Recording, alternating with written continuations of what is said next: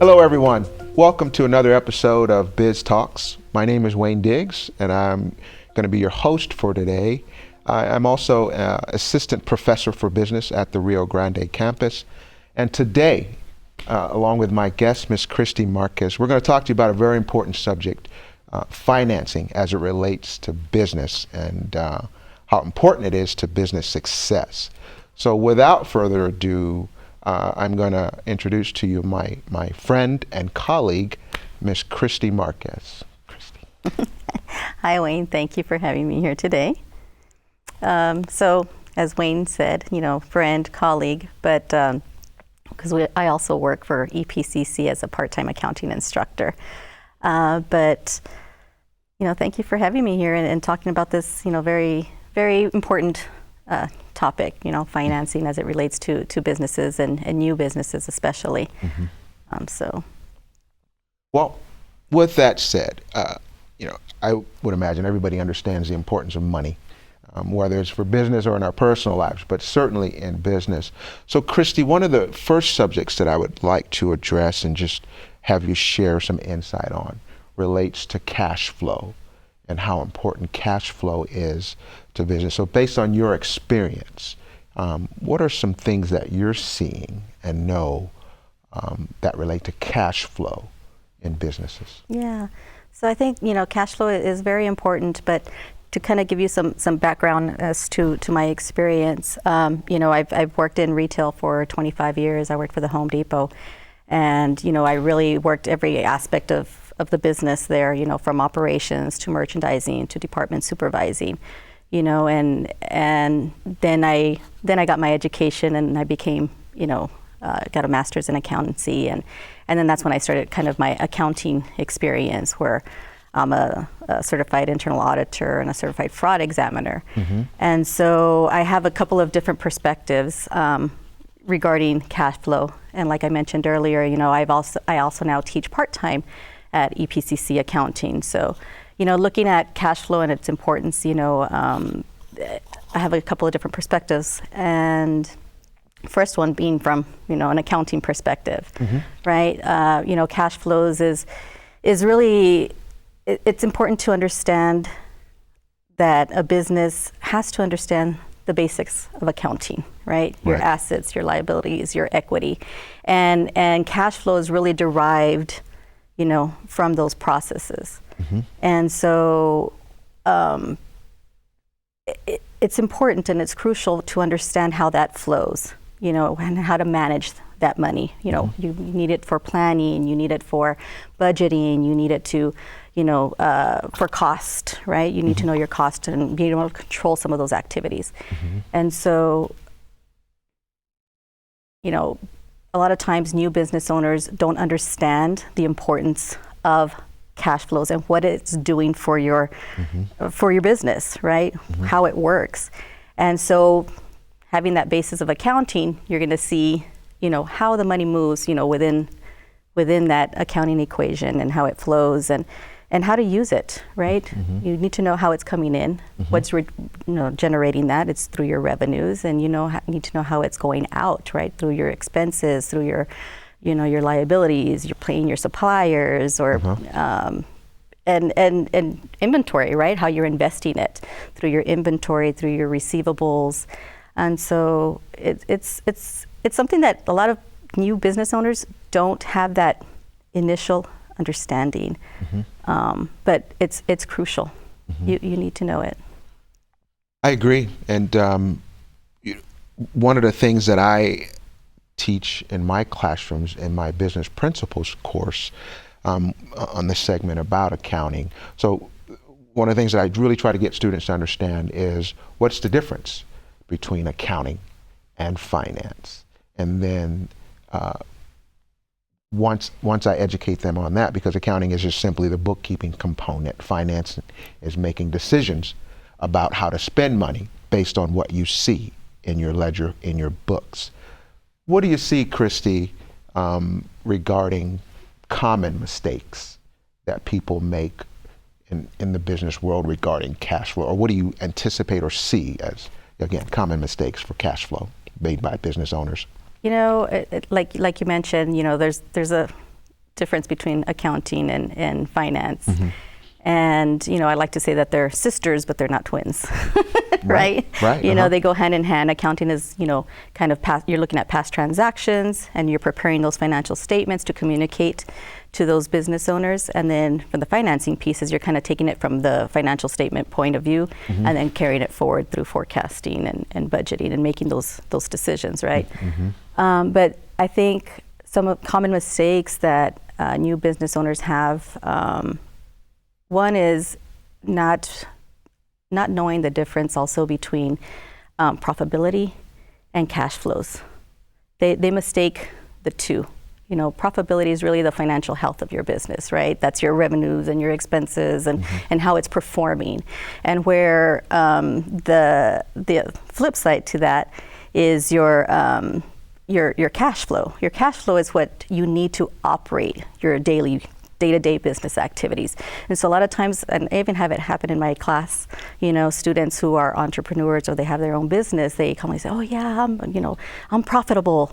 And I'm like, well, that's great. It says, yeah, I've got this much cash. I'm like, well, it's not the same thing, or they mistake that, they think that the cash that's being generated is what's going into their pocket. I'm like, no, that doesn't belong to you.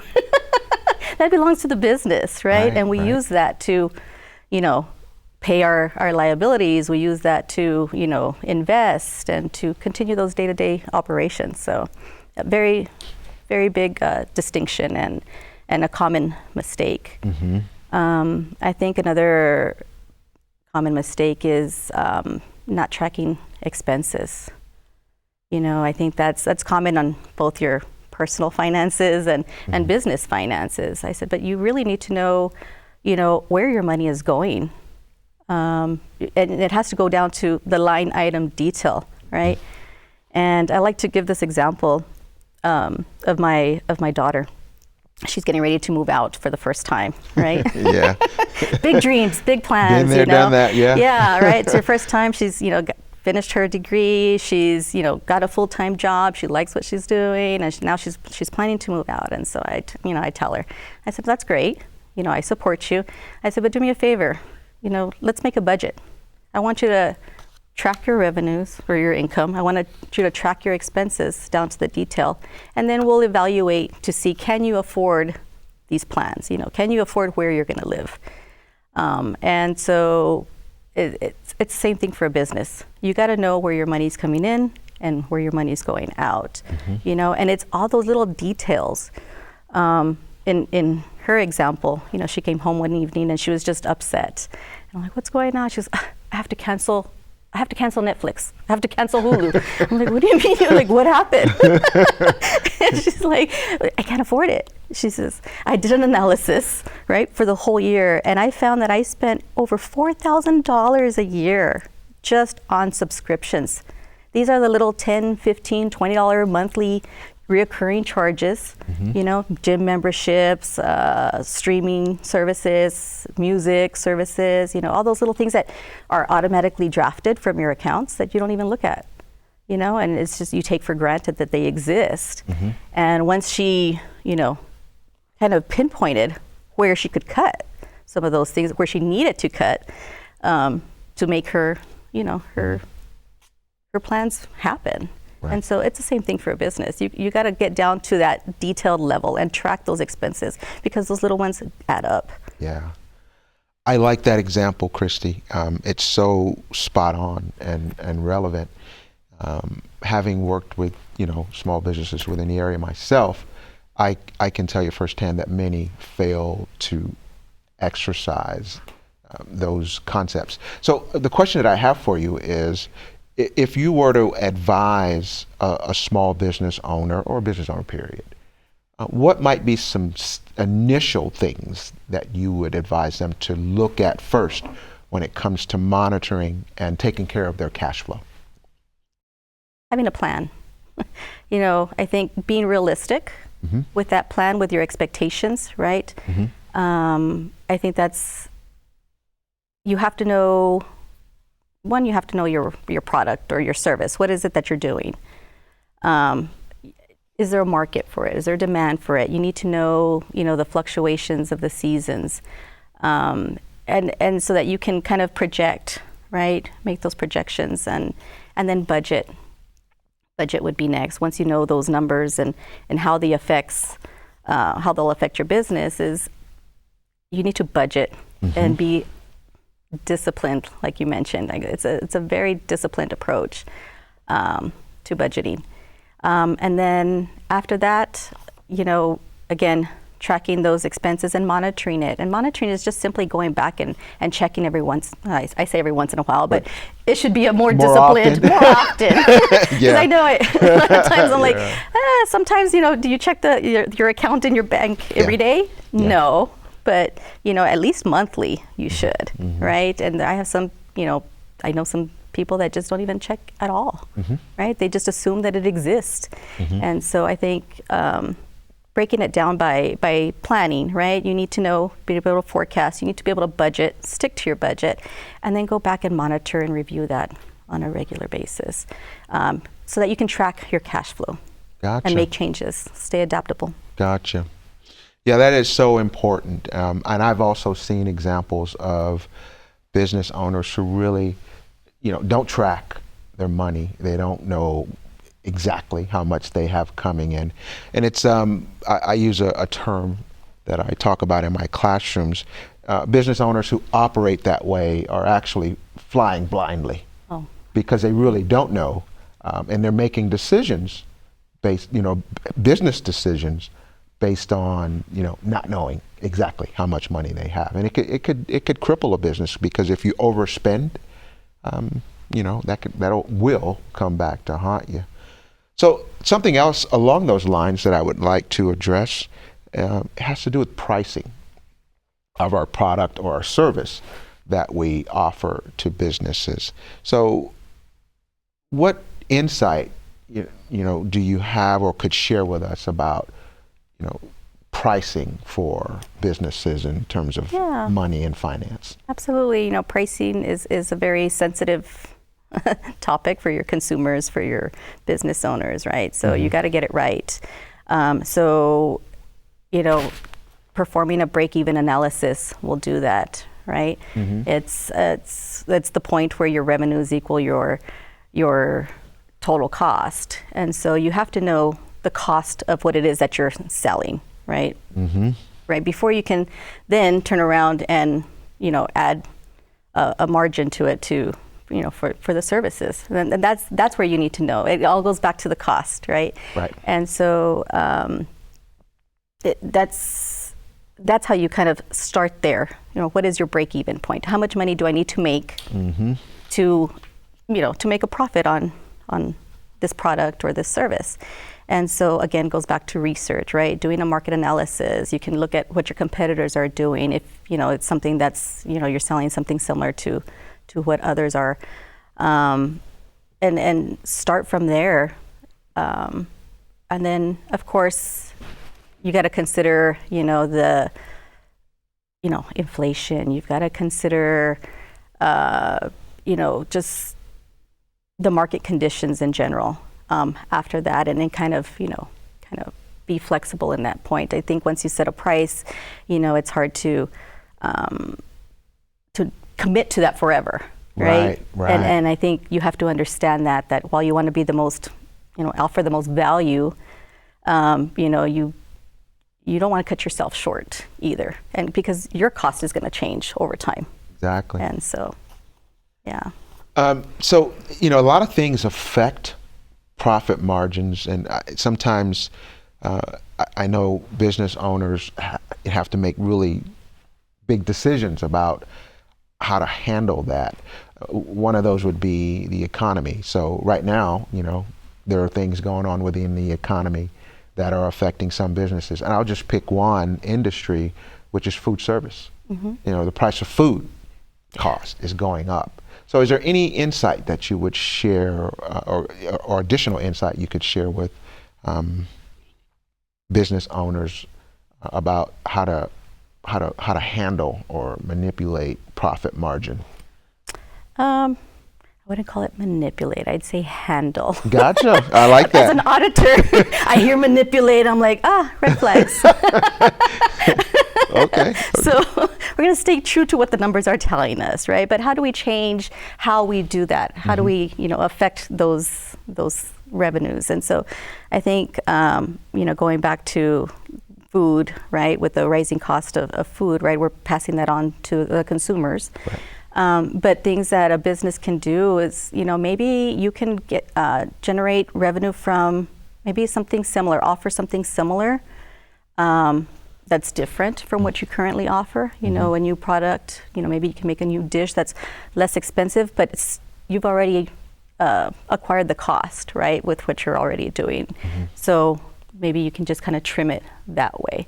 For example, maybe you're not doing a 5-course meal offering, but maybe you're going to trim that down to maybe the 2 or 3 essentials that you need just to, get people still coming through your door. But another thing that you can do is again, going back to those costs, right? Knowing where they're coming from, and you don't have to do cut everything extreme. You're not going to go and fire everybody. That's your payroll, right? You're saving expenses there, but is it really going to be beneficial? You can do little things like maybe you're looking at new suppliers. Where are you getting your resources from, right? Your vendors, and maybe you can negotiate with your vendors, right? Maybe I'll buy more, and you'll charge me less. Kind of, find some cost savings in that manner. Based on your experience, I know you've worked in some big box store arenas, and based on your experience in those or anywhere else for that matter, what types of innovative strategies have you seen implemented from other entities regarding this same subject?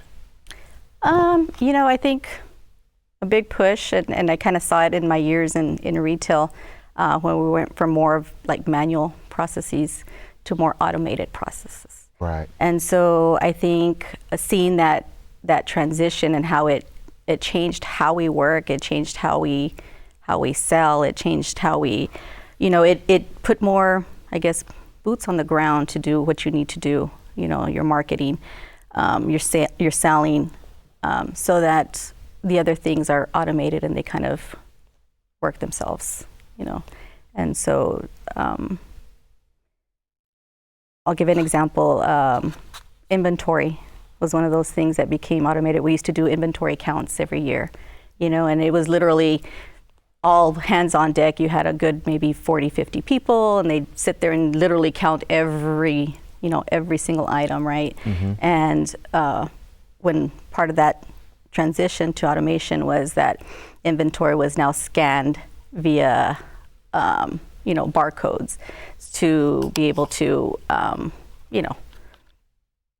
get estimates of what you should have. And so you can, when you go back to count, you're counting more in bulk versus those individual items, because you can rely on some of that automation that came in through your receiving processes. So inventory is another subject that some business owners fail to fully get, meaning they don't really track very well their inventory.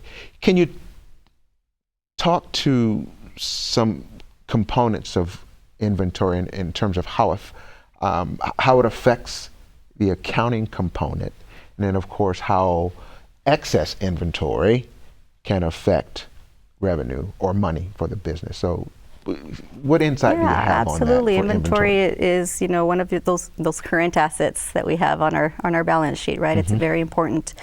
And so inventory management is equally important, right? Because if you overstock, right, it's tying up your cash. And if you're not able to sell it, it's just sitting there, right? You need to be able to sell through that inventory to generate cash. And then opposite happens when you understock, right? If you don't have the product available, you can't get it to your customers.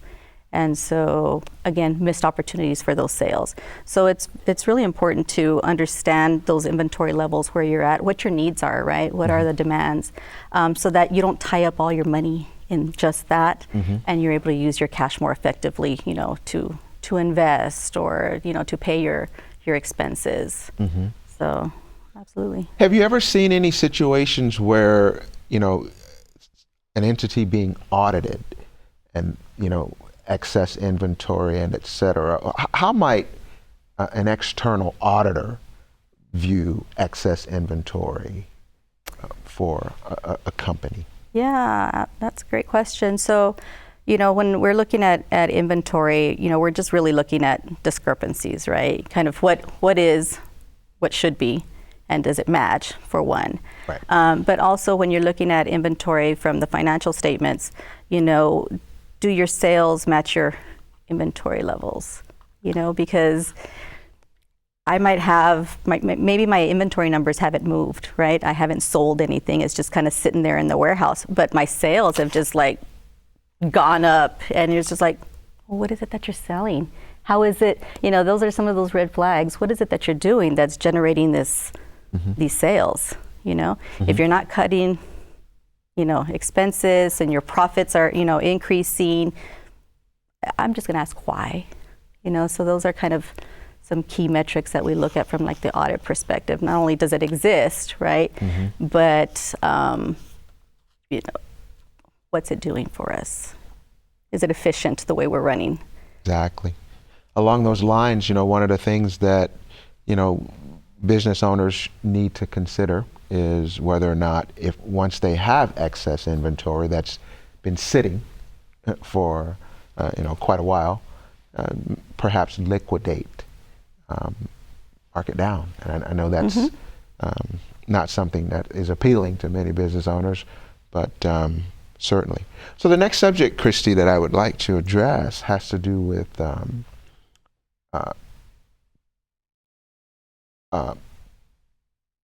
debt and equity financing. Yeah. So what insight can you share?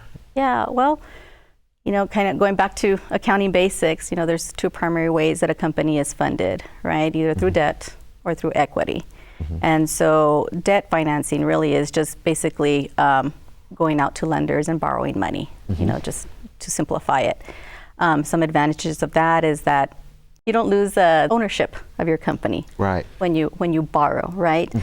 The downside is that you have to pay it back, right? It's an obligation, you must pay it back, and usually with interest, right?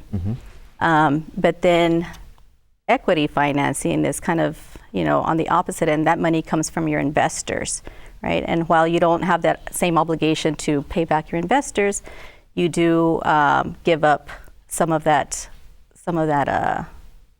equity, right? That's the exchange. They have ownership into your company. And so, there are two different sources, and they do different things for you. Okay. But understanding. Any advice that you could give to business owners to make, to help them make the right choice in terms of what type of financing they should pursue, whether it's debt or equity? Yeah, and I think that depends. That depends. I think you need both, right?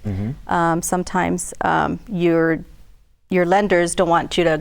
They don't want to see that you have too many outstanding loans, right? It's kind of like checking your credit. But while the investors, they want to make sure that they get more of their pie that you have to share, and so they want not as many investors. So it's really a healthy balance. But some of those resources that you can go to, look at your U.S. Small Business Administration. They have funding sources available for you to look at, and they also kind of guide you from starting a business all the way up to growing your business. And so they provide some of those resources and education on the differences. Wonderful. I want to move on to actually financial planning. How important is that from an accounting standpoint, from a finance standpoint? How important is financial planning to a business owner? Oh, absolutely. It's everything. It's the start. It's key. I think what's important about planning is, you have to have short-term and long-term objectives and goals. And so be realistic, right, with those expectations. I mean, you can have a dream is the pie in the sky, but, you need to be realistic about those goals and the timing that you can get those done in. But it's definitely crucial you need to have a business plan when you're going to go and ask for funding, right? You need to have a business plan when you're trying to sell a product to your customers, and so it's the first step. Any advice you could give to a business owner, to help them establish that? For example, one of the things that I'm thinking about is, business owners, should sit with their tax advisor or their whoever does their books, or both at the same time, certain periods throughout the year. But any other additional insight that you could give to a business owner regarding how to pursue tax planning? Yeah, absolutely. I mean, research, right? Go out, go ask questions, get informed, join organizations, ask other business owners, what is it that you do? What is it that I can expect? But talking about tax, a lot of people don't even think about the tax implications, right? You have to pay taxes on that revenue that you're generating. And so getting with a financial planner or a tax accountant, is really great advice, especially if you sit down with them and ask those questions, why are we doing this? How does it affect, if I do this, how does it affect that? And so I think that's very sound advice. If you don't know, then definitely ask and get help, right? Seek out help when necessary. I'll plug that. Get educated. Yes. Take those accounting courses, even if it's just the basics. Take some of the financial classes and just understand how one thing affects another. Ms. Christy Marquez, to share in closing remarks. Yeah, absolutely. As well. Thank you very much for having me, and this has been a great experience. And so thank you to the crew and Mr. Diggs for putting this together. My contact information, if you want to know more, find out more. Like I said, I work for EPCC as an accounting instructor. You can reach me at marq@epcc.edu, or you can contact me at cmarquez, number 2, at twu.edu. So we can talk audit, we can talk fraud, we can talk accounting. So I'm happy to take those questions as well. Thank you, Christy.